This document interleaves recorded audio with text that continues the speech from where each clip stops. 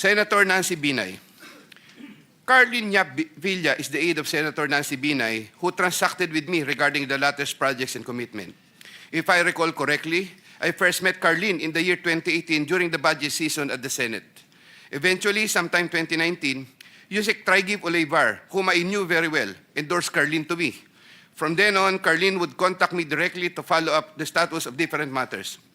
Sometime fourth quarter in 2022, Carlin, claiming to act on behalf of Senator Binay, asked my help for the transfer of an assistant district engineer in Mindanao to another district, a request which I endorsed to Sec. Bunoan.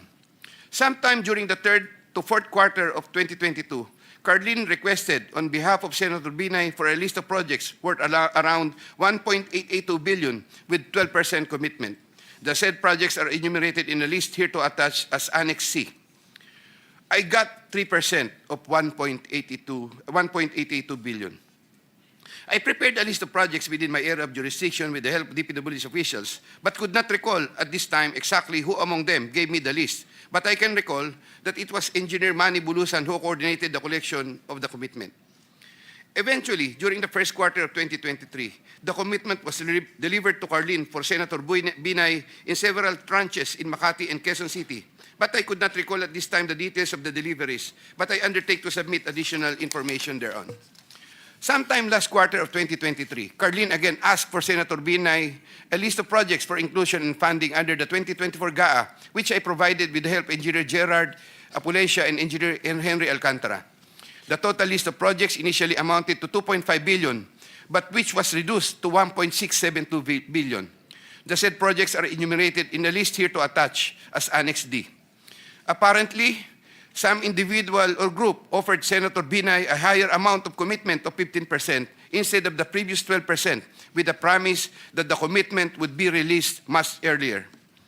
usec Trigib learned about the plan to transact with this individual or group, and I was informed by usec Trigib that he confronted Carlin and said to her, "Bakit nyo binabawasan ng kay Robert? Siya din naman ang nilalapitan ng mga yan pagka nagkakaproblema." However, sometime later part of December 2023, Carlin called me and requested for a 50 million advance for Senator Binay's shoes for the holiday season because the individual or group was unable to deliver on their promise, and which I then helped to fix. Thereafter, Carlin told me that Senator Binay was expecting an increase in the commitment from 12 to 15%, which I agreed to fulfill. I did not get any percentages from the aforementioned projects worth 1.672 billion, but I was reimbursed the 50 million which I earlier advanced. I was nurturing goodwill with Senator Binay by fulfilling the commitment. Sometime 2024, Carlin requested me to relay to Sec. Bunoan Senator Binay's request for some allocation under the NEP, which I did. Sec. Bunoan allocated 500 million for Senator Binay under the NEP for 2025, which I relayed to Carlin. Carlin told me to prepare a list of projects for the 500 million allocation. I then asked a list of projects from Engineer Henry and Engineer Gerard worth 500 million, which I then submitted in person with Sec. Bunoan, who then told me he will instruct usec Cabral to include the same in the NEP. The list of projects was included in the NEP for 2025. The said projects are enumerated in a list here to attach as Annex E. Likewise, sometime in the last quarter of 2024, Carlin for Senator Binay asked for a list of projects to be included in the 2025 GAA.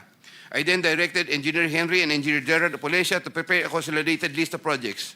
I submitted a list of projects totaling 3 billion to Carlin, but only approximately 2.6 billion was included. The said projects are enumerated in a list here to attach as Annex F. After these projects appeared in the GAA, Engineer Bulusan, Engineer Apulencia, and myself collected, raised, and prepared the 15% commitment, which was all turned over to me.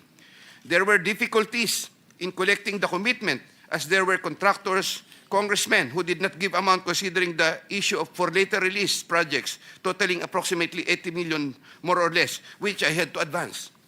Despite this total commitment collected and raised for Senator Binay was 15% of 1.2 billion or around 468 million more or less. I earlier mentioned that the 37 million more or less was delivered at Horshoe Village, Quezon City, which refers to the amount collected by Engineer Henry Alcantara.